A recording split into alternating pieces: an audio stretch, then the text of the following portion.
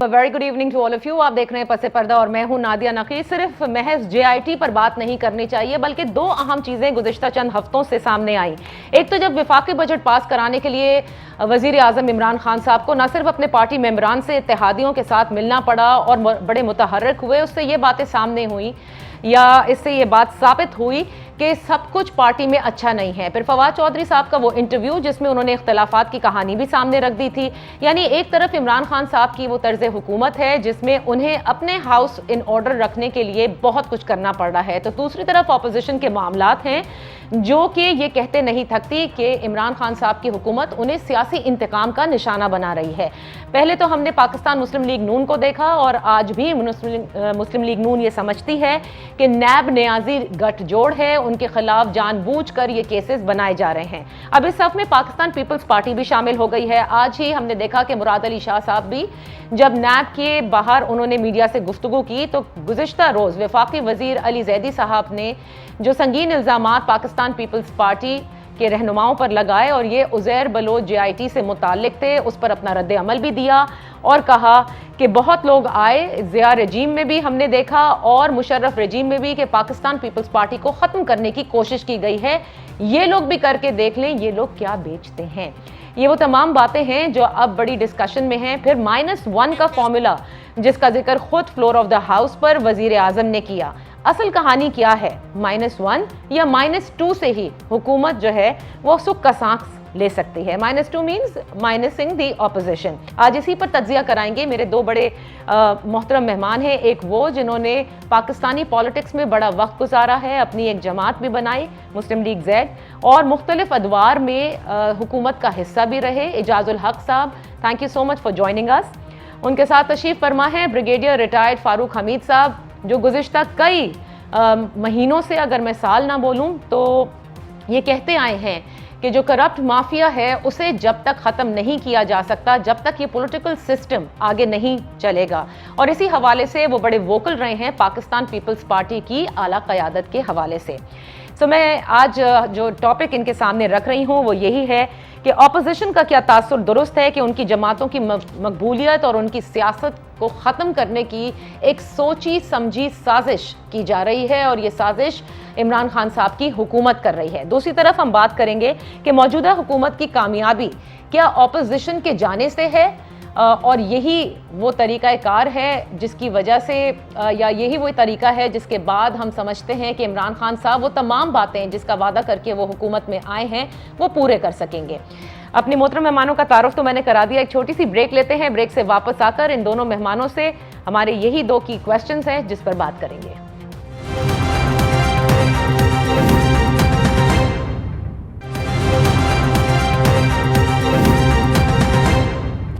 Welcome back Ejazul हक साहब और ब्रिगेडियर रिटायर्ड फारूक हमीद साहब। इस पूरे जो इस वक्त 2-3 हफ्तों से सियासी मंजरनामे पर जिस किस्म की डेवलपमेंट्स हैं उस पर तज्जिया करेंगे। एजाजुल हक साहब, गुफ्तगू का आगाज़ मैं आपसे करना चाहूँगी।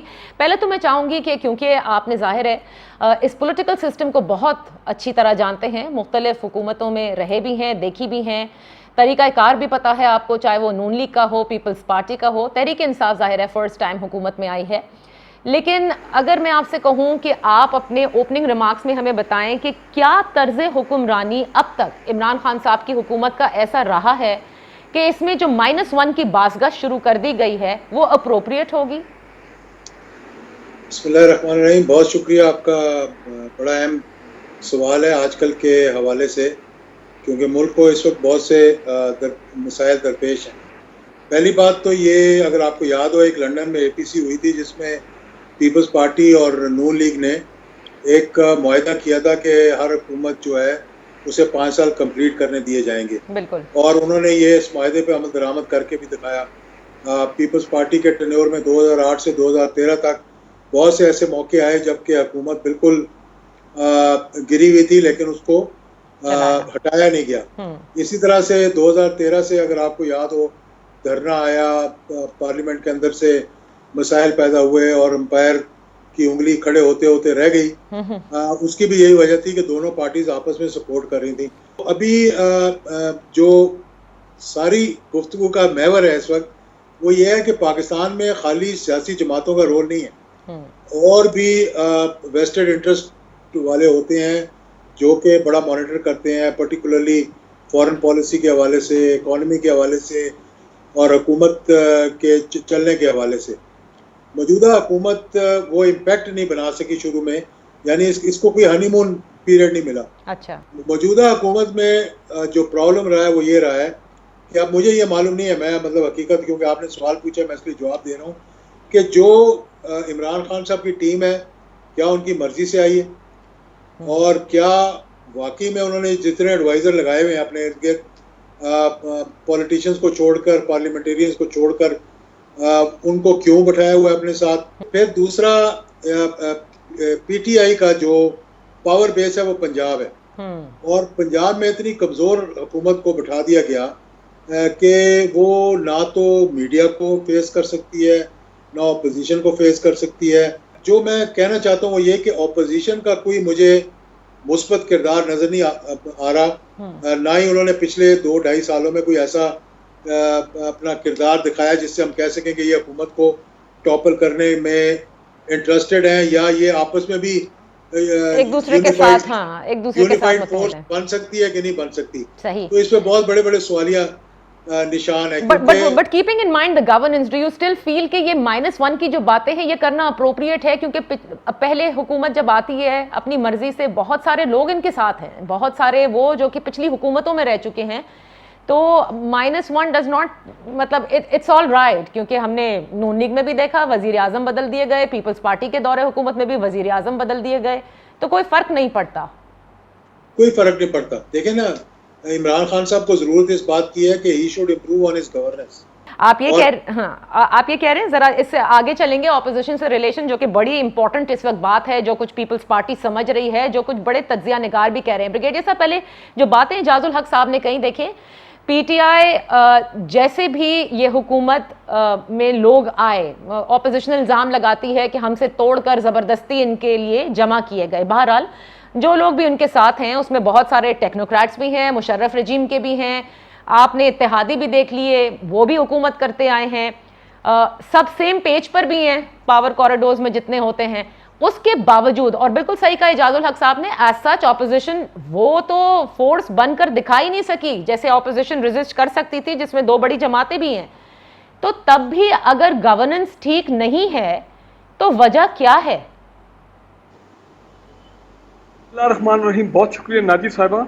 देखें, पहले मैं एक छोटा सा रिमार्क देना चाह रहा हूँ। जो मोहतरम एजाजुल हक साहब ने कहा कि ठीक है, उनकी चार्टर ऑफ डेमोक्रेसी उन्होंने साइन किया लंदन में, पीपल्स पार्टी, पीएमएल और बाकी जो कुछ और पार्टीज थी, ठीक है, उन दोनों को 5-5 साल मिले। लेकिन इसका एक और वर्जन भी है जिसका मैं समझता हूँ उसमें एक बड़ी क्रेडिबिलिटी है, और वो ये कि उस वक्त जब एनआरओ हुआ था मेन पीपल्स पार्टी के साथ, फिर बाद में नवाज शरीफ साहब को भी वो भी वापस आ गए, तो गालिबन ये कहीं फैसला हुआ था जिसमें इंटरनेशनल प्लेयर्स भी शामिल थे कि इन दोनों पार्टीज को 5-5 साल गारंटीड इनको दिए जाएंगे। और यही वजह है कि पहले पीपल्स पार्टी को क्लियरली 5 साल मिले, और उसके बाद नवाज शरीफ को 2013 के इलेक्शन, आपको पता है बहुत डूबियस किस्म के इलेक्शंस थे, और अभी भी कुछ इलेक्शन कमीशन के कुछ साबिक सीनियर लोग जो हैं वो कहते हैं कि हाँ, हम तो माफ़ी मांगने को तैयार हैं कि ये जनाब बहुत मैसिव रिगिंग हुई थी 2013 के इलेक्शन में। जी, मतलब कहने का ये है, मैं अभी भी समझता हूँ कि ये दोनों 5-5 साल जो इन पार्टीज को मिले थे वो बाय डिज़ाइन था, और जाहिर बात है पीटीआई तो उसके बाद आई। लेकिन अगर प्रेसिडेंस यही है कि चलें मान लेते हैं कि दोनों पार्टी, हर पार्टी जो पावर में आएगी, चाहे जिस तरह भी आए, उसको 5 साल पूरे करने हैं, तो फिर उस लिहाज से पीटीआई के भी 5 साल पूरे मुकम्मल करना उनका जो है, आप कहें डेमोक्रेटिक राइट है, जो भी आप कहें कि वो बनता है। बट हैविंग सेड दैट, मैं ये जरूर मानूंगा इस बात को कि पीटीआई का से जो लोगों को उम्मीदें थी, तवक्कुआत थी, मसलन मैंने दोनों मरतबा 2013 और 2018 में पीटीआई को सपोर्ट किया, बेसिकली इसलिए कि उनका इमरान खान का विजन और ये तमाम चीज़ें देख के। लेकिन मैं अभी भी समझता हूँ पीटीआई एक्चुअली वो पीएमएलक्यू टाइप पार्टी निकली है, जिसमें पीएमएलक्यू नहीं बनी थी जनरल मुशर्रफ के दौर में। कुछ लोग पीएमएलएन के आगे, कोई पीपल्स पार्टी के आगे, कोई किधर के आगे, और एक पार्टी खड़ी कर दी गई। यहाँ पे मुझे ये लग रहा है कि ये जो पीपल्स पार्टी के कुछ लोग आगे हैं, कुछ पीएमएलएन के, कुछ साउथ पंजाब के, कोई एमपीएज, ये इन तमाम पार्टीज के, और सबको इकट्ठा करके फिर, और पीटीआई के अपने जो लोग थे, तो ये अभी एक चिड़ी पक गई और ये पावर में आ गए। ओके, पहली बात ये। नहीं, अब ये बताइए कि 5 साल आपने कहा इनको भी दे देने चाहिए, क्योंकि अब तक 5-5 साल जैसे भी हुकूमतें रही उन्होंने कंप्लीट किए, लेकिन मैंने आपको एग्जाम्पल दिया कि उन दोनों दौरे हुकूमतों में वज़राए आज़म किसी भी रीजन से तब्दील हुए। एक को कोर्ट ने घर भेजा, दूसरे को फिर हमने देखा कि वो पनामा केस की वजह से वो भी कोर्ट ने घर भेजा उनको। लेकिन अगर इन हाउस तब्दीली की अब ऑपोजिशन बात करती है और कहती है असेंबलियां रहें, तो इसमें कोई इतनी बड़ी, मतलब कोई इतना सरप्राइज एलिमेंट नहीं होना चाहिए। नहीं, मैं देखिए, मेरा तो पोजीशन बड़ी क्लियर है कि अगर अभी भी ऑपोजिशन जो है और वो बिल्कुल एक प्रॉपर एजेंडे के साथ और जो उनकी जो सोच है, अगर वो सब हार्मनी ऑफ थॉट उनकी होती है कि जी हमने नो कॉन्फिडेंस वोट लेके आनी है and we have to remove the prime minister, तो बिल्कुल लेके आए। मेरा ख्याल है इसमें तो जमहूरियत अलाउ करती है, कॉन्स्टिट्यूशन जो है वो आपको अलाउ करती है। कोई इसी तरह अगर विद इन द पीटीआई मिसाल के तौर पे कुछ एलिमेंट्स हैं और कुछ आए लोगों के नाम भी आए हैं, अगर वो समझते हैं कि जी the prime minister is not delivering, और तो फिर ठीक है, अगर वो खुद इन हाउस चेंज करना चाहते हैं, ठीक है, तो सब कुछ ऑपोजिशन पर मुनसर है। लेकिन एक ब्रेक के बाद मैं इजाजुल हक साहब से भी पूछूंगी। शेख रशीद कहते हैं कि अगर -1 हुआ तो -3 हो जाएगा, और अब ऑपोजिशन पार्टीज ये समझती हैं कि एक्चुअली किया तो -2 जा रहा है, यानी उन दो ऑपोजिशन जमातों को माइनस करने के लिए पीपल्स पाकिस्तान तहरीक इंसाफ की हुकूमत पे दर पे मन घड़त केसेस सामने लेकर आ रही है, जिसकी ताज़ा तरीन मिसाल जो है वो अब मुराद अली शाह साहब के आज के बयान के हवाले से, इस पर बात कर लेंगे कि ये रिलेशन किस तरह से आप देख रहे हैं ऑपोजिशन के हवाले से, और क्या इसमें कोई सदाकत है कि ये एक सोची समझी साजिश के तहत ऑपोजिशन जमातों को ख़त्म किया जा रहा है। Let's take a break.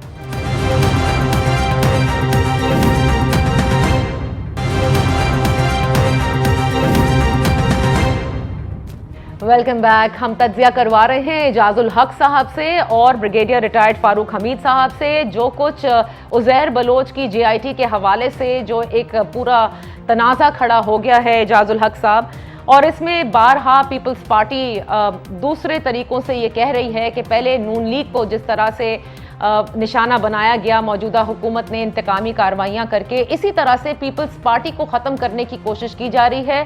न ज़िया दौर में भी यही हुआ, यही बात मुशर्रफ दौर में भी की गई, और ये भी अब भी ये कोशिश हो रही है, लेकिन पीपल्स पार्टी को इससे कोई फ़र्क नहीं पड़ता। इस सब को आप कैसे देखते हैं? क्या वाकई ऑपोजिशन को अगर माइनस कर दिया जाए तो ही एक ऐसी फील्ड मिलेगी मौजूदा हुकूमत को कि वो परफॉर्म करके दिखा सके, और यही कुछ प्लान है?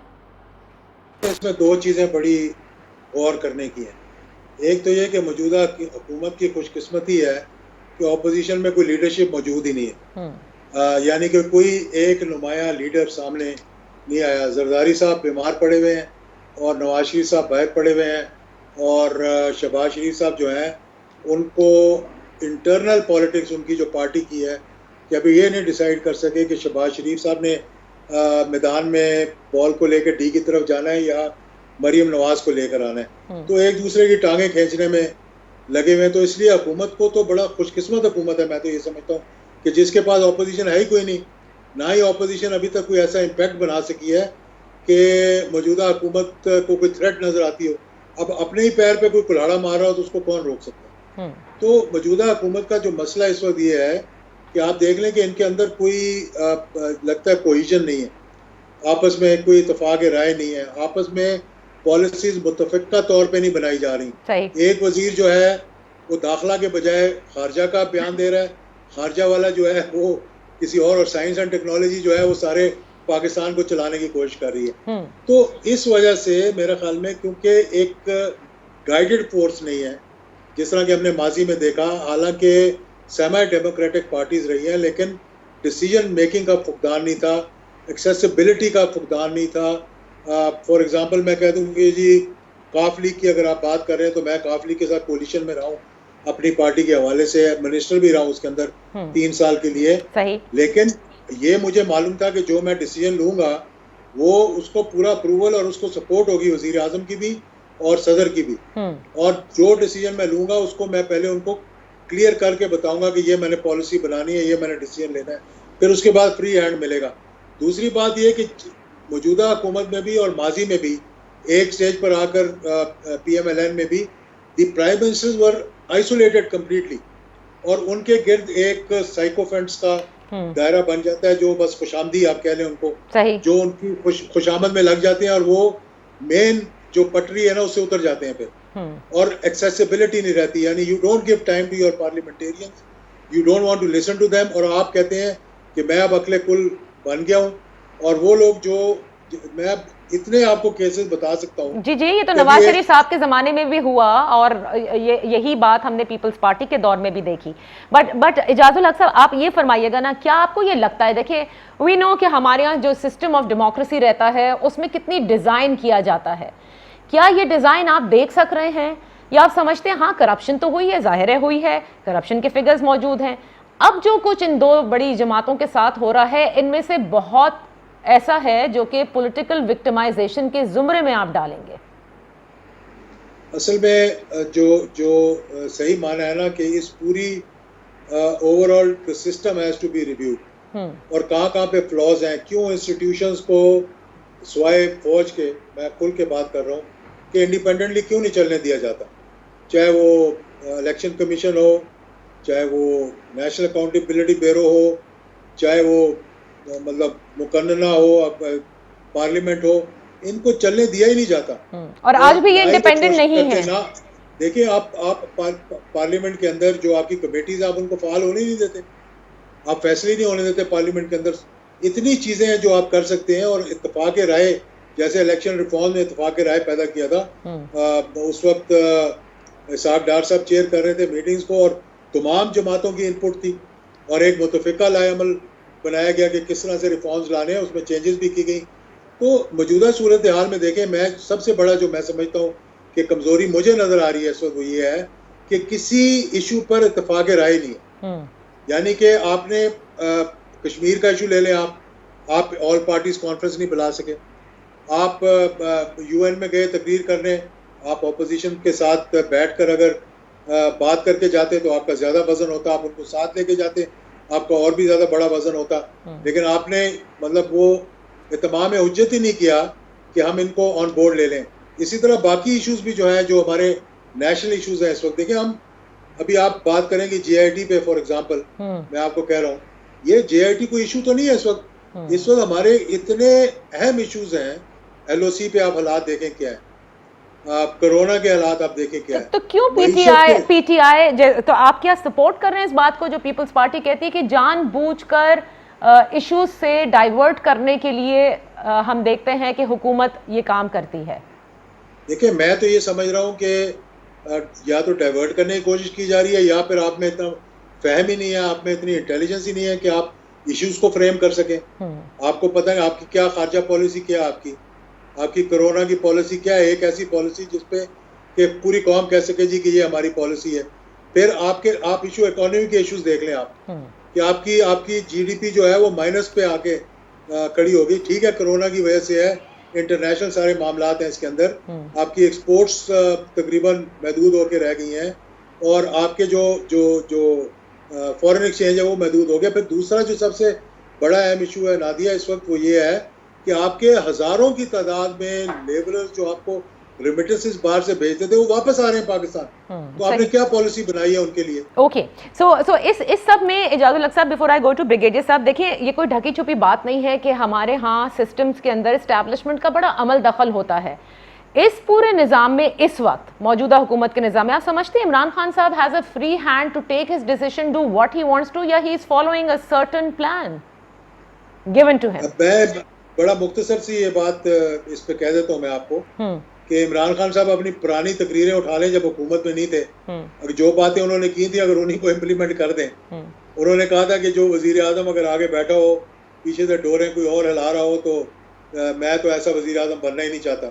तो मुझे तो नहीं पता कि उनकी डोरें हिल रही हैं या नहीं हिल रही हैं। अच्छा। लेकिन अपनी बातें अगर सुन लें तो मेरे ख्याल में बहुत से उससे जो है वो आंसर्स निकाल सकेंगे। अच्छा, ब्रिगेडियर साहब की तरफ जरा मैं आती हूँ। ब्रिगेडियर साहब, इजाजुल हक साहब ने बहुत सारी बातें ढकी छुपी बता भी दी, कुछ ओपनली भी उन्होंने कह दिया, लेकिन ये मुझे बताइए कि पीपल्स पार्टी के हवाले से, उनकी टॉप लीडरशिप के हवाले से, you have been very critical and you feel कि ये डिमोलिश हो गए हैं। पहले मनी लॉन्ड्रिंग के हवाले से, फिर उसके बाद ये सिंथिया रिची का जो सारी चीज़ें सामने आई उससे इनको बड़ा नुकसान पहुंचा। अब निसार मुराय और उज़ैर बलोच की जो जीआईटी पर संगीन इल्ज़ामात वफाकी वजीर ने लगाए हैं उससे भी ये डिमोलिश हो गए। Do you actually feel that the design is to demolish them? देखिए नादिया साहब, पहले इस परसेप्शन को क्लियर करना मैं चाहता हूं जो आपने भी थोड़ा जिक्र किया। Nobody is against the opposition parties in Pakistan. कोई ये नहीं कहता कि पीपल्स पार्टी खत्म होनी चाहिए या PMLN खत्म होनी चाहिए, certainly not. ये हमारी मेजर पार्टीज हैं, फेडरल लेवल की पार्टीज हैं, पहले भी हुकूमत में रही हैं और इनके बगैर तो हम पाकिस्तान की सियासत जो है उसको बिल्कुल उसका तस्वुर ही नहीं कर सकते। It is the major parties, major players in our politics. लेकिन इनकी जो टॉप मोस्ट लीडरशिप है, चाहे पीपल्स पार्टी हो चाहे PMLN हो, अब अगर वो ये कहें पीपल्स पार्टी की टॉप लीडरशिप कि जनाब हम तो जानते नहीं कि उज़ैर बलोच कौन था, हमें तो पता नहीं इस आदमी, ये ऐसा आदमी एग्जिस्ट भी करता है या नहीं। मतलब ये है कि आप पाकिस्तानी अवाम के सामने अगर आपके इतनी ब्लैटरली आप गलत बयानी करें, झूठ बोलें, तो आप मुझे बताएं लोग क्या सोचेंगे। पॉइंट मेरा कहने का ये है कि जब से मोहतरम आसिफ जरदारी साहब पाकिस्तान की सियासत में नमूदार हुए आफ्टर 1988 जब पहली पीपल्स पार्टी की गवर्नमेंट बनी है और जब से वो कॉरिडोर ऑफ पावर में आए और सियासत में वो एक्टिव हुए, तो एक पाकिस्तान में इसमें कोई शक नहीं है एक नया era of corruption and crime जो है इन पॉलिटिक्स वो पाकिस्तान में शुरू हुआ और जो अभी तक एक लिहाज से जारी है, क्योंकि पिछले 12 साल से तो उनकी पार्टी जो है वो पावर में है सिंध में, और सिंध में आपको पता है इतना टाइम नहीं है कि वहाँ पे क्या हुआ। क्राइम एंड पॉलिटिक्स का जो नेक्सस हमने वहाँ पे देखा है, जो माफिया तरीके से उस सूबे को चलाया गया, और जब वो 5 साल federal So you say minusing the top leadership of PMLN and People's Party is actually the future of this country? Absolutely। अब मेरी बात सुनने जो मैं कहने लगा हूँ, मैं ये समझता हूँ कि जिस तरह हम कह रहे हैं ना पिछले चंद दिनों से कि जब PIA की जो अदारा जो तबाह हो चुका बिल्कुल, जब उसको आप वहां से फेक डिग्री और फेक लाइसेंस वाले पायलट्स को साफ करेंगे और बाकी गन को साफ करेंगे तो और एक्स्ट्रा बैगेज को डीलोड करेंगे, तो PIA will emerge safer and cleaner और cleaner and safer, you know, if you say it that way। इसी तरह मैं समझता हूँ पीपल्स पार्टी और PMLN जब ये अपनी टॉप मोस्ट लीडरशिप जो जिनके खिलाफ एस्टैब्लिश्ड है केसेस और सिर्फ अब ये जो इनके ट्रायल भी चल रहे हैं, जब they will get rid of these top most people, these parties will emerge more democratic and there will be clear parties. ये कौन चाहता है? ये कौन चाहता है ब्रिगेडियर साहब? मैं समझता हूँ पाकिस्तान के अवाम चाहते हैं। मैं खुल के बात करता हूँ, अगर आप कहते हैं एस्टैब्लिशमेंट भी चाहती है, आई एम श्योर पाकिस्तान के अवाम भी चाहते हैं। पहले सिस्टम डिजाइन किए जाते थे, अब पॉलिटिकल पार्टीज भी डिजाइन की जाएंगी। नहीं, डिजाइन की बात नहीं है। देखें, these people have still not been सही मानों में ये पकड़े नहीं गए जिस तरह को पकड़ना चाहिए था। हमें इसके लिए तो प्रूफ देखें, इसके लिए फिर आपको अदालत में जाना होगा, वो ड्यू प्रोसेस फॉलो करना होगा, लेकिन अभी तक कुछ साबित नहीं हुआ।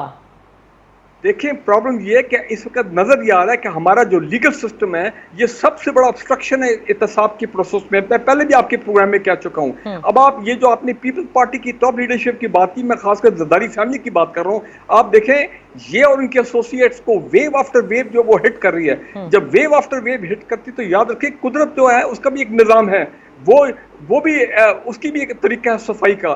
पहले क्या हो गया, ये अपना मनी लॉन्ड्रिंग और इसके रेफरेंसेस में कैसे आसिफ जरदारी और फरियाल तालपुर जो है उनके साथ क्या हुआ, जेल में गए वगैरह वगैरह, ओमनी ग्रुप वाला केस। उसके बाद ये सिंथिया रिची का केस आया जिसमें कुछ और उनके टॉप लीडर जो हैं उनकी देखें मॉरल पोजीशन कितनी कमजोर हो गई थी। लीगल पोजीशन किसी की कमजोर नहीं हुई, लेकिन मॉरली आप कह रहे हैं कि हिट कर रहा है और कहीं ना कहीं ये हिट करके आप समझते हैं चीजें। अच्छा, तो अब ये देखिए, अब ये बात हो रही है पीपल्स पार्टी की जिसको इजाजुल हक साहब बहुत अच्छी तरह जानते हैं और नून लीग को भी। मैं ब्रेक का वक्त है, जरा वापस आके मैं पूछना चाहूंगी ना इजाजुल हक साहब से भी। Here you're dealing with People's Party who's uprightly all for opposition. Noon league एक मुख्तलिफ तरीकाकार इख्तियार करती है। ऐसे में कितने भी वेव्स आ जाएं, क्या पीपल्स पार्टी सर्वाइव नहीं करेगी, या जैसे ब्रिगेडियर साहब समझते हैं कि कुदरत का भी एक निज़ाम है और उसमें फिर टूट फूट हो सकती है? Let's take a break and discuss it.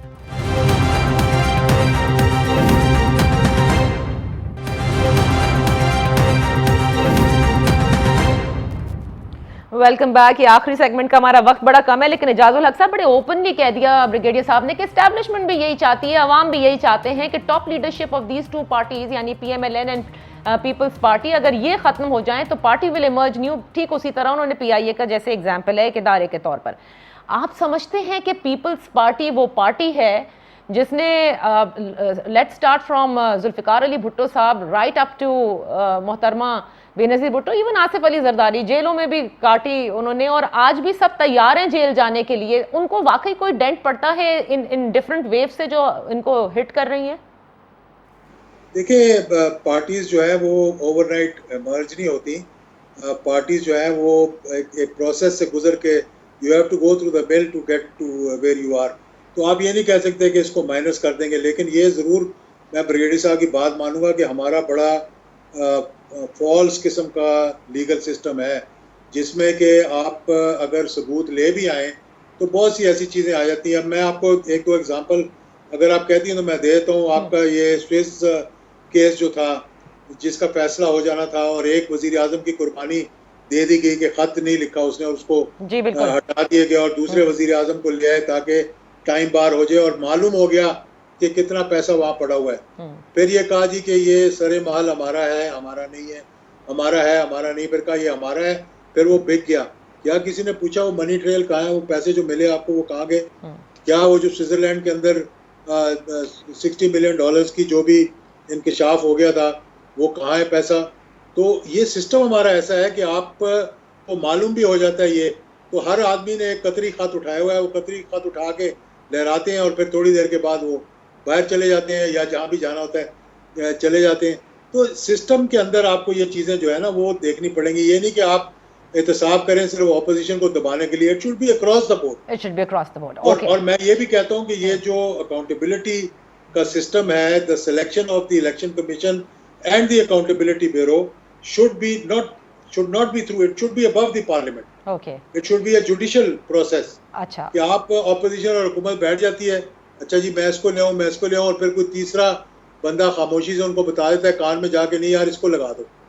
आप समझ क्योंकि वक्त बड़ा कम है एजाज साहब, आप समझते हैं कि जिस तरह पीपल्स पार्टी के लिए कहा ब्रिगेडियर साहब ने, नून लीग को जितने झटके अभी पड़े हैं दे हैव नाउ समहाउ एक कॉम्प्रोमाइज सिचुएशन में है, तभी बड़ी खामोशी भी है इनकी यहाँ, लेकिन पीपल्स पार्टी वो जमात नहीं है इस वक्त। देखें, एक कौमी नजरिया जो है ना उसको अगर जरूरत बना ले हम तो सारे मसले हल हो जाएंगे। हम जरूरत को नजरिया बना लेते हैं। इस वक्त कोई पार्टी अपने नजरिए पे नहीं खड़ी हुई। तमाम पार्टीज अनफॉर्चुनेटली मुफादात पे खड़ी हुई हैं अपने अपने। जिसको आंख मारेंगे आप, जिसको आंख पहले लग गई उसने भागे आना है, उसने नहीं देखना कि मेरे प्रिंसिपल्स क्या और मेरा नजरिया क्या है। और हर कोई उसी का वेट कर रहा है कि मेरी तरफ देखकर कब कौन आंख मारेगा। ओ तो सब इस स्विमिंग पूल से अब निकलना चाहते हैं, दैट इज म्यूजिक सब फेस कर रहे हैं, और कोई मौका हाथ से नहीं जाने दिया जाएगा ब्रिगेडियर साहब के जिसमें जो है वो बैक चैनल डिप्लोमेसी होकर सारे मामला ठीक हो जाएं। लेकिन फिर जब ये होंगे तो फिर अगर ऐसा हुआ, मामला ठीक करने के लिए बहुत दफ़ा हुआ है, सबके साथ हुए, Altaf Hussain is a clear example जिनके साथ कितनी बार मामला ख़राब और ठीक होते थे, अब तो वो खैर एक बिल्कुल ही गॉन स्टोरी है। आपको ये लगता है कि फिर दोबारा अब ये नहीं करना चाहिए, यानी चांस नहीं देना चाहिए?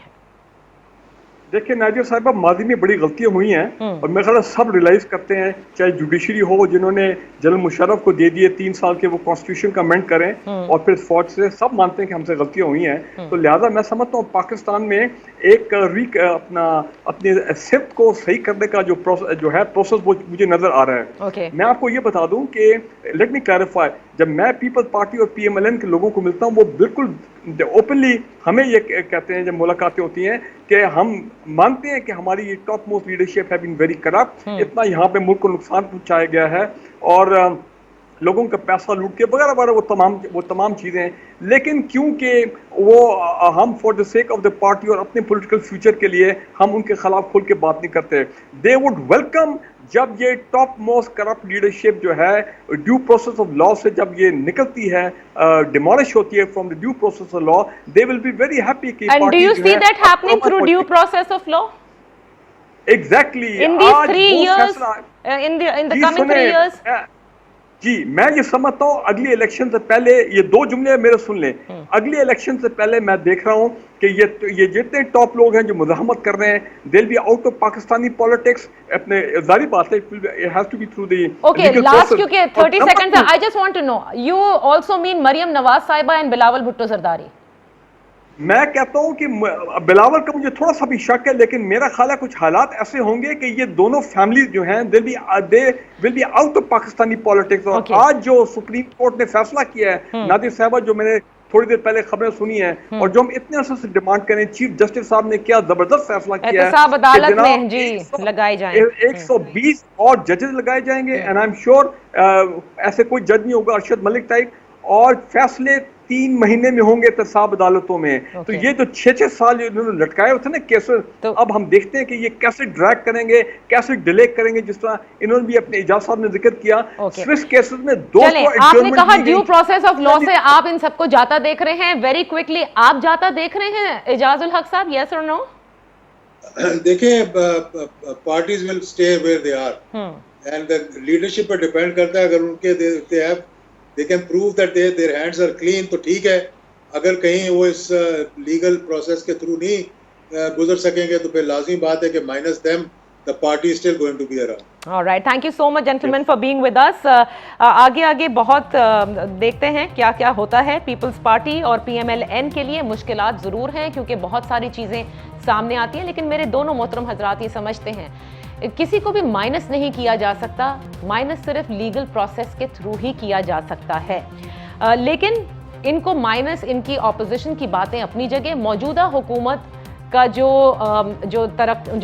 एक्चुअली जिसे कहते हैं सक्सेस का पैमाना है, वो इनसे नहीं नापा जाएगा बल्कि उन चीज़ों से नापा जाएगा जो वो डिलीवर करके दिखाते हैं, जिसमें सबसे ज़्यादा रूल ऑफ लॉ है और गुड गवर्नेंस है, जो कि एजाजुल हक साहब अभी समझते हैं कि इन 2 सालों में everything has been given to them. Opposition भी ऐसी मुत्तहद नहीं कि कोई रेजिस्टेंस शो करे, कोई तहरीक चलाए इनके खिलाफ, लेकिन तब भी अगर परफॉर्मेंस इतनी डिसमिल है तो फिर इमरान खान साहब को देखना होगा कि कौन है उनकी कैबिनेट में जो परफॉर्म कर सकते हैं, या अपनी टीम की जो सिलेक्शन है उसे सही करना होगा।